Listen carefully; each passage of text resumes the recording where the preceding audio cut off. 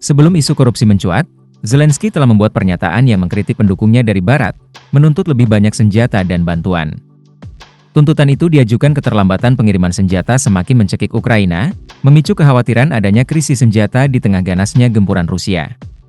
Sambil mengungkapkan rasa frustrasinya, Zelensky menyalahkan keterlambatan pengiriman senjata sebagai penyebab Ukraina kehilangan wilayah kekuasaannya terhadap pasukan Rusia. Dalam wawancara dengan Lex Fridman, Zelensky mengungkapkan dia telah mendesak Presiden terpilih AS Donald Trump untuk menyerahkan aset Rusia yang dibekukan senilai $300 miliar AS kepada Barat untuk membeli senjata dari Amerika Serikat. Ukraina desak sekutu cepat kirim senjata. Setelah kewalahan menghadapi hujanan rudal Rusia, Ukraina meminta agar para sekutunya termasuk Amerika Serikat agar segera mengirimkan bantuan senjata.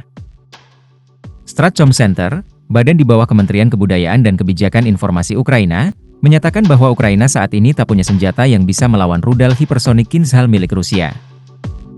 Itulah mengapa sangat penting bahwa AS harus mengirimkan sistem pertahanan udara Patriot untuk Ukraina sesegera mungkin.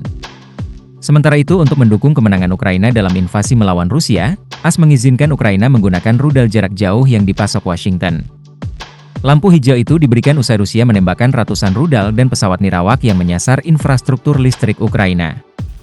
Menurut sejumlah pejabat AS, izin itu diberikan untuk membantu Ukraina melawan pasukan Rusia yang kini telah didukung oleh pasukan Korea Utara. Sejak perang pecah, AS menempati posisi tertinggi negara yang mengirim bantuan militer terbanyak ke Ukraina sejak awal invasi Rusia tahun 2022. Bahkan jumlah bantuan AS mengalahkan Uni Eropa.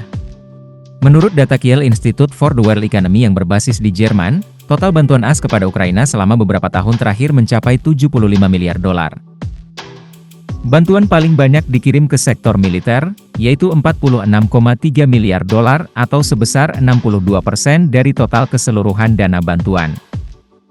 Meski dana yang dihabiskan untuk Ukraina terbilang besar, AS dilaporkan juga mendapatkan untung dari pemberian dana bantuan tersebut. Ini karena AS saat ini hanya mengeluarkan 5% dari dana pertahanannya dan kurang dari 1% total pengeluaran pemerintah.